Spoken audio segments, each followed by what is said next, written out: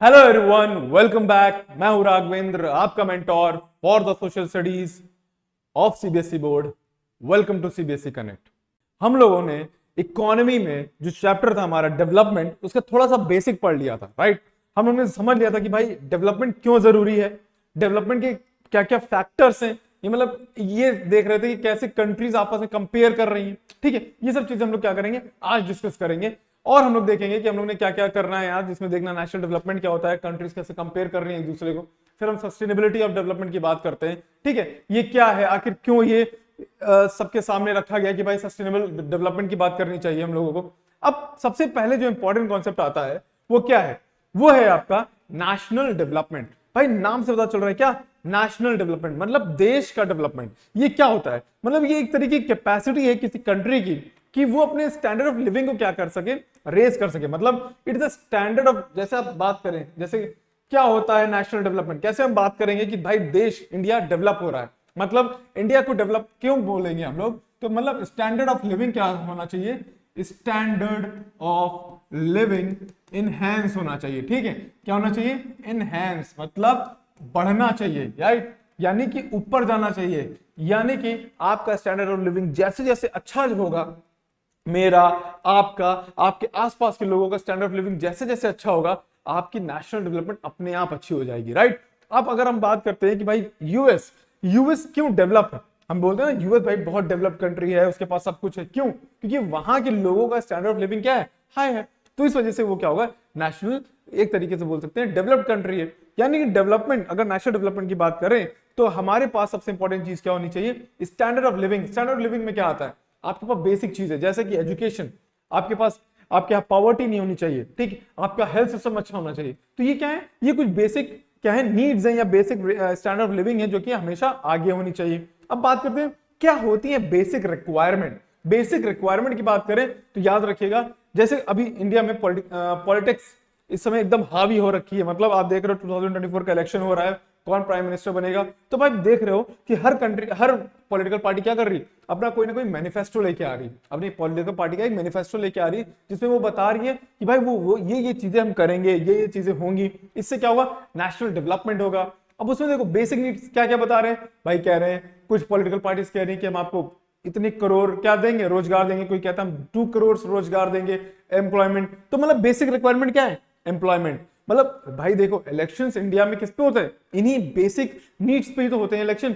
आपके यहाँ पॉवर्टी है, हम क्या कर रहे हैं, 80 करोड़ लोगों को फ्री में खाना दे रहे हैं, तो मतलब क्या है, हमने क्या किया, बेसिक नीड जो खाना है उसको कवर किया। ठीक है, हम क्या कर रहे हैं, हम ये कह रहे हैं कि स्कूल्स में एजुकेशन जो है फ्री हो जाएगी, तो बेसिक नीड एजुकेशन है उसको पूरा किया। मतलब ये क्या है, ये एक तरीके से इंडिया में पॉलिटिक्स भी अगर हो रही है तो किसके ऊपर हो रही, हमारे बेसिक नीड पे। और वही क्या है, वही जरूरी है नेशनल डेवलपमेंट के लिए भी। मतलब ये समझो कि पॉलिटिकल पार्टीज क्या कर रही हैं, इन सब का इस्तेमाल कर रही हैं, मतलब एक तरीके से क्या कर रही हैं, जैसे उन्होंने बोला कि हम एम्प्लॉयमेंट देंगे, एम्प्लॉयमेंट देंगे तो उससे क्या होगा, आपको नौकरी मिलेगी, आप उनको वोट दे दोगे, तो सिंपल चीज क्या है, उससे क्या होगा, इकोनॉमी आगे बढ़ेगी और नेशनल डेवलपमेंट में वो इंपॉर्टेंट रोल प्ले करेगा। ये हो गया क्या, एक बेसिक फैक्टर। और क्या क्या हो सकता है, आप जानते हो सोशल प्रोग्रेस भी बहुत जरूरी है। सोशल प्रोग्रेस में क्या आता है, हेल्थ सिस्टम आता है, राइट, सोसाइटी का प्रोग्रेस भी आना चाहिए। नेशनल डेवलपमेंट में सोसाइटी प्रोग्रेस, सोशल प्रोग्रेस बहुत इंपॉर्टेंट रोल प्ले करता है। उसमें क्या आता है, आपका हेल्थ आता है, आपका क्या आता है, लिटरेसी आता है। अगर पढ़ाई लिखाई नहीं होगी तो आप समझ लो क्या होगा,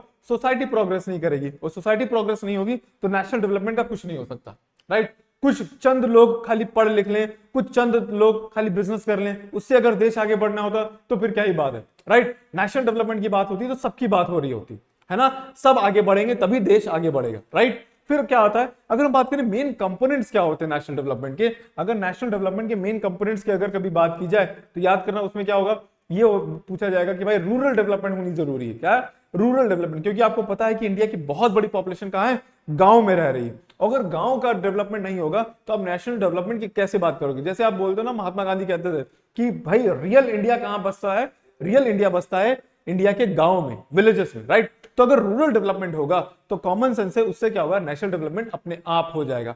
ठीक है, और क्या कंपोनेंट हो सकता है, और कंपोनेंट हो सकता है जैसे एग्रीकल्चरल आउटपुट। अगर भाई आपको पता है कि इंडिया एक एग्रेरियन इकोनॉमी है, राइट, एग्रेरियन इकोनॉमी का मतलब क्या है, इंडिया एग्रीकल्चर पे बहुत ज्यादा डिपेंडेंट है।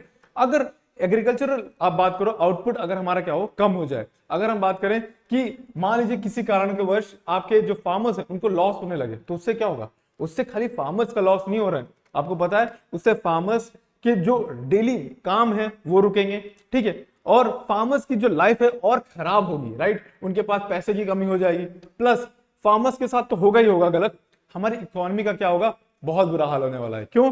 आपको पता है कि इंडिया क्या करता है, बहुत सारे एग्रीकल्चर प्रोडक्ट्स एक्सपोर्ट भी करता है।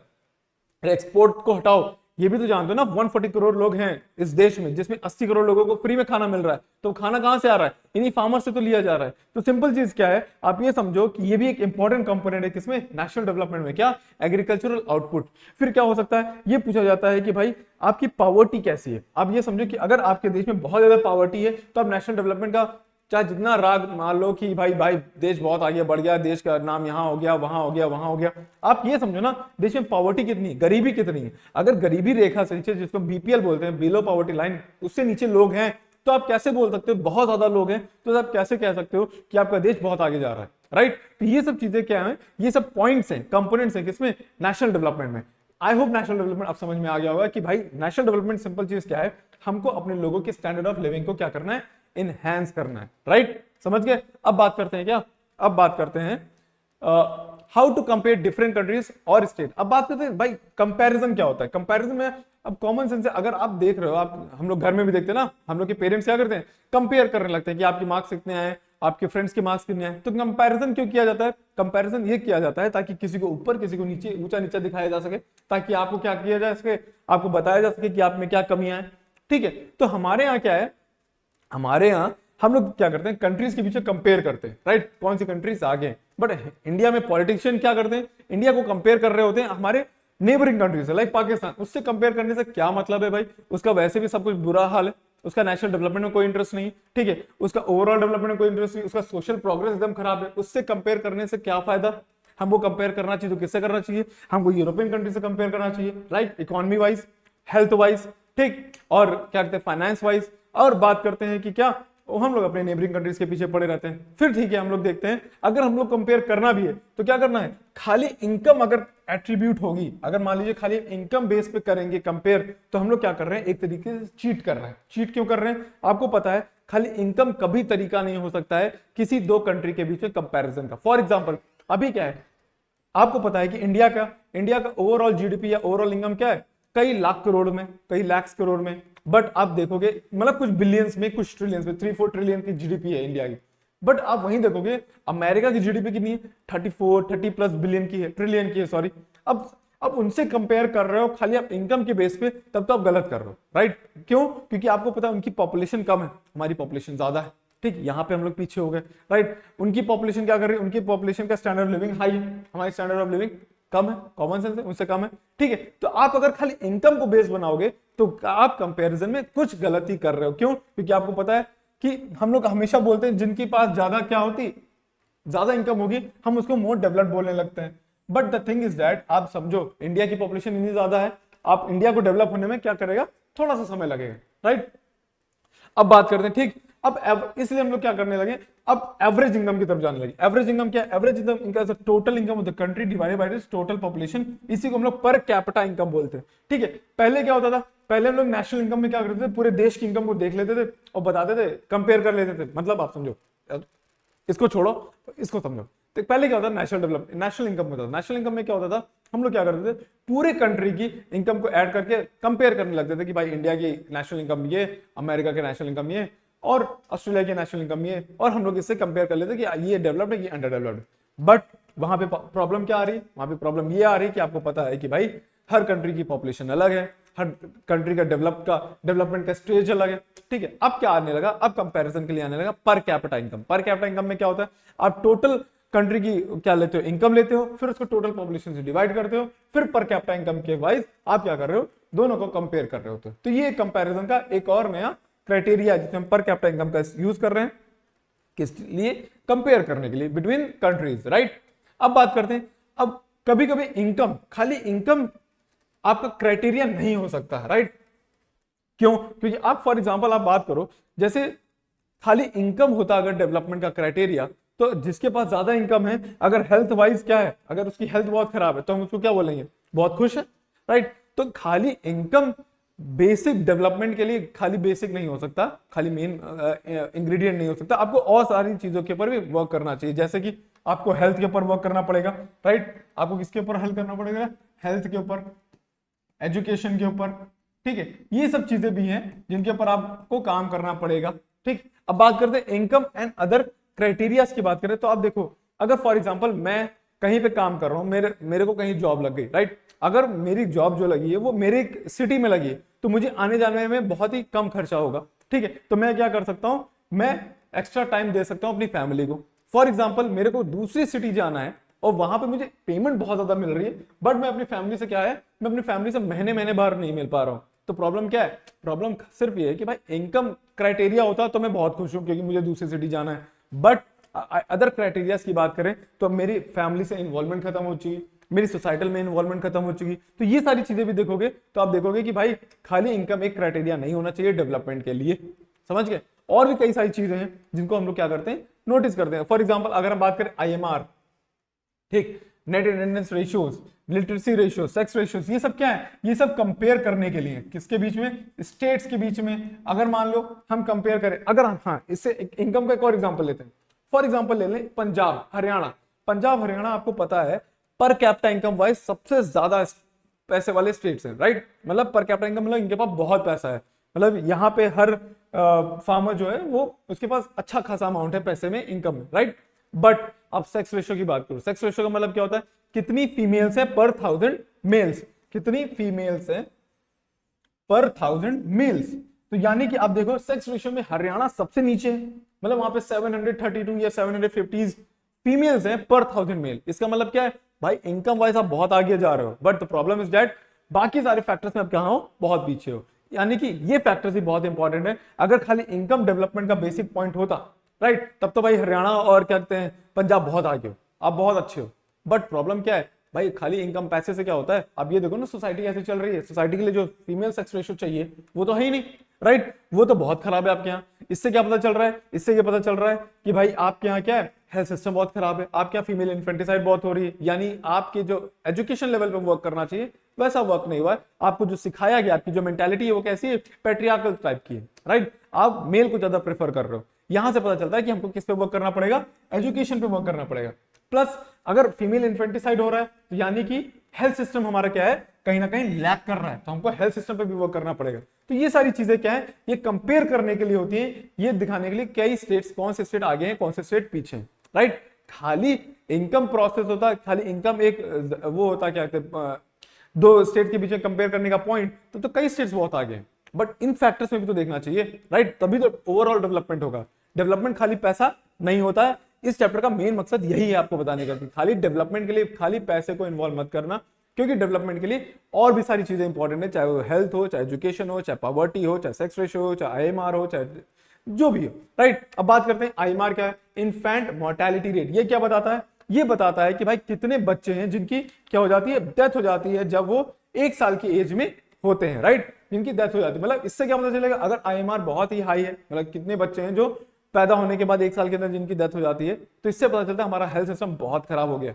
ठीक, हेल्थ सिस्टम के साथ साथ एक और चीज बहुत इंपॉर्टेंट है कि जो मॉम है, जो मदर्स है, जो प्रेग्नेंट वुमेन्स है, उनके साथ उनकी हेल्थ भी क्या है, बहुत खराब है। यानी कि वो एनीमिक है, उनके पास आयरन की कमी है, राइट। उनके कई बार होता है कि मोस्ट ऑफ द इंडिया में जो वुमेन्स है वो एनीमिक है। एनीमिक मतलब उनके ब्लड में आयरन की कमी, राइट। तो ये भी एक बहुत बड़ी प्रॉब्लम है, जिसमें आप देखते हैं माल न्यूट्रिशन में मेजर रीजन है, एक रीजन है किस लिए, आपके फीमेल इन्फेंटिसाइड्स के, सॉरी, फीमेल जो बच्चों की डेथ होती है, इन्फेंट्स की डेथ हो रही है, उसका मेन रीजन क्या है, माल न्यूट्रिशन भी है, राइट। तो ये एक प्रॉब्लम है। फिर दूसरा क्या है, आपको पता है कि नेट अटेंडेंस रेशियो, इसमें ये देखा जाता है कि कितने बच्चे हैं जो आपके 6 to 10 की एज ग्रुप में हैं जो कि स्कूल को अटेंड कर रहे हैं। इससे ये पता चलता है कि भाई 6 to 10 की एज ग्रुप की बात करें तो इससे ये पता चलता है कि अगर ज्यादा से ज्यादा बच्चे स्कूल जा रहे हैं, यानी कि पेरेंट्स अवेयर हैं एजुकेशन को लेके, राइट, पेरेंट्स अवेयर हैं कि बच्चों को 6 to 10 की एज में क्या है, घरों पे काम नहीं करना है, राइट। ये भी एक प्रॉब्लम है कि आप देखते हो कि जो घर के बच्चे होते हैं जो 6 to 10 की एज में होते हैं वो अक्सर क्या होता है, घरों के काम में लग जाते हैं या बाहर काम करने लगते हैं,